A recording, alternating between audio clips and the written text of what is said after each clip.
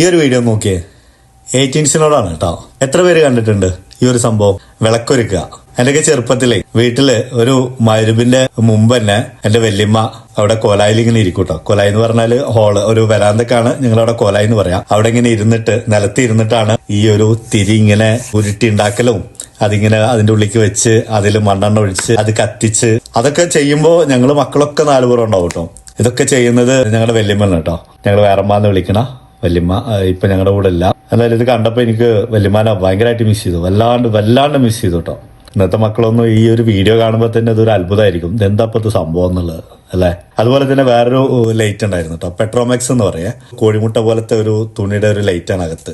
അതിനടിയിൽ ഒരു പാത്രമാണ്, അതിനകത്ത് മണ്ണെണ്ണ നിറച്ചിട്ട് ഇങ്ങനെ പമ്പ് ചെയ്തിട്ട് അത് എങ്ങനെയാണ് കത്തുന്നത് അതിന്റെ ടെക്നിക്ക് ഇപ്പോഴും മനസ്സിലായിട്ടില്ല. ഇപ്പൊ അത് ഉണ്ടോന്ന് അറിയില്ല. വീട്ടിൽ ആരെങ്കിലും വല്ല ഫംഗ്ഷനോ എല്ലാവരും കൂടെ കൂടുകയൊക്കെ ചെയ്യുമ്പോൾ ഈ ലൈറ്റ് കത്തിക്കും. ഇത് കത്തിച്ച പിന്നെ പെരുന്നാളാണ്, ഭയങ്കര വെളിച്ചാണ്, പകൽ വെളിച്ചം പോലത്തെ വെളിച്ച.